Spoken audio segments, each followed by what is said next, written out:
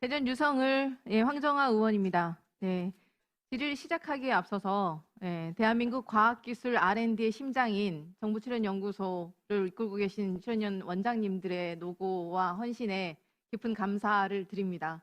여러분들이 계셔서 오늘날 대한민국에 존재하고 있다고 믿고 있습니다. 그리고 제가 과학자의 꿈을 키워온 이곳 카이스트에서 이렇게 질의를 할 수 있게 되어서 매우 영광스럽게 생각합니다. 본격적인 질의 시작하겠습니다. 2023년, 24년에 과학기술계 현장을 강타한 R&D 예산 폭거의 여파가 물론 현장의 많은 연구자들한테도 깊은 상을 남겼지만 가장 큰 후과는 청년들이라고 생각하고 있습니다. 이공계 학생과 청년 연구자들에게 깊은 상흔을 남겼습니다. 저 또한 그 청년 연구자들의 선배로서 그리고 동료로서 그 기간 동안 깊은 자괴감과 분노를 느꼈습니다. 여기 자리에 앉아 계신 분들, 학생들의 절망과 우려를 누구보다도 많이 깊이 느끼셨을 거고 저와 비슷하게 생각하셨을 거라고 믿습니다. 올해 지금 한강 작가가 노벨 문학상을 받으면서 온 국민의 자긍심이 매우 높아졌습니다. 그래서 다음에는 과학 분야 노벨상이 나오면 좋겠다라고 다들 생각하고 계시는데 현재 과학기술계가 처한 현실이 어떻습니까? 학생들은 의대로 떠나고 연구자들은 고통받고 그리고 국가 미래의 대동맥이 완전히 끊기고 있는 상황입니다. 이광영 총장님께 질의드리겠습니다. 지난 3년간 의대 진학이라는 사유로 국가과학기술의 산실인 카이스트를 떠난 학생들이 얼마나 되는지 아십니까? 네, 알고 있습니다. 최근 3년간 의대 진학 사유로 자퇴한 학생이 182명이나 됩니다. 너무 안타깝습니다. 더군다나 올해는 의대 증원과 맞물려서 학생 유출이 더 심화될 것으로 예상되지 않습니까? 이 중에 졸업을 앞둔 3학년 이상의 학생들도 있고 3, 4학년 학생들도 있고 석박사 학생들까지도 포함되어 있습니다.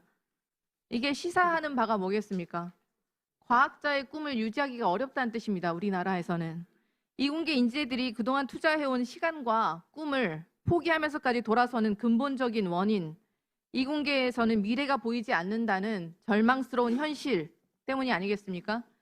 그리고 카이스트, 디지스트, 지스트, 유니스트, 켄텍, 포스텍 등 과학기술 특성화 대학의 대표자 연석회의의 설문조사 결과에 의하면 R&D 예산 삭감으로 인해 임금 삭감에 피해를 입었다는 학생들이 75.3%에 달하고 연구가 축소되었다는 응답도 79.6%에 이릅니다.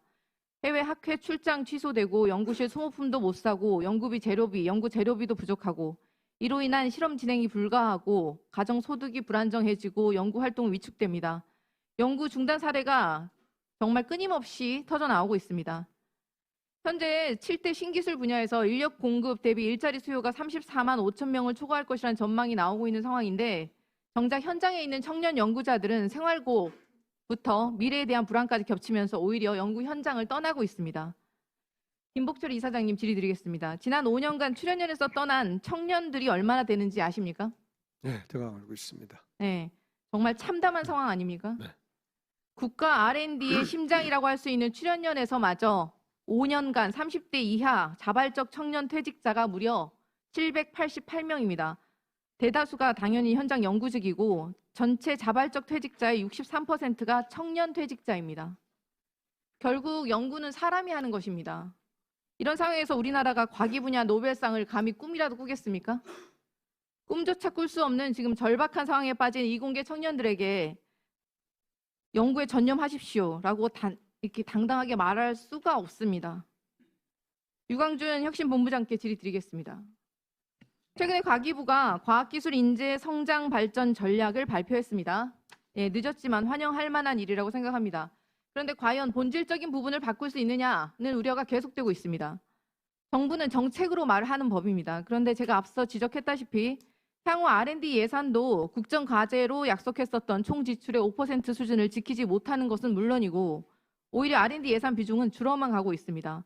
R&D 예산이 충분하게 지속적으로 안정적으로 투자되는 것이 이공계 인재 성장 사다리를 복원하는 가장 근본적인 해결 방안이라고 생각하는데 동의하십니까? 예, 의원님 말씀 기본적으로 동의합니다. 또 정부가 야심차게 발표한 한국형 스타이펜드 제도 역시 전 걱정입니다.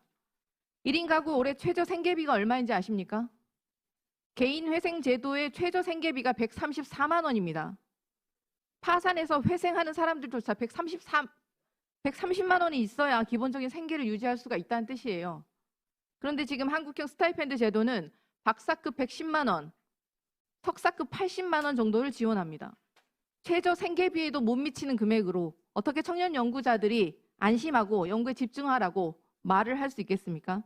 그리고 향후 미래의 물가 상승률, 주거비 등을 생각하면 사실상 실질 혜택은 더 줄어들 게 뻔합니다. 제가 현장에서 만난 이공계 청년들의 가장 큰 애로사항은 사실상 주거 문제, 취업 문제였습니다. 그런데 이번에 발표하신 과학기술 인재 성장 발전 전략에는 이런 종합적인 대책 전혀 안 보입니다. 교육, 연구, 취업, 주거 등의 청년 연구자들을 지원하는 종합 대책을 마련해야 합니다. 필요하다면 범부처 TF라도 만들어야 되는 거 아니겠습니까? 그리고 이에 대해서 더해서 현장 연구자들의 처우 개선을 위해서 PBS 제도 개선, 수권 인건비, 수령금 확대, 그리고 임금 피크제 개선, 정년 연장 등에 대해서도 적극적으로 검토해 주시길 바랍니다. 예, 1차 관실하고 협의하도록 하겠습니다. 네.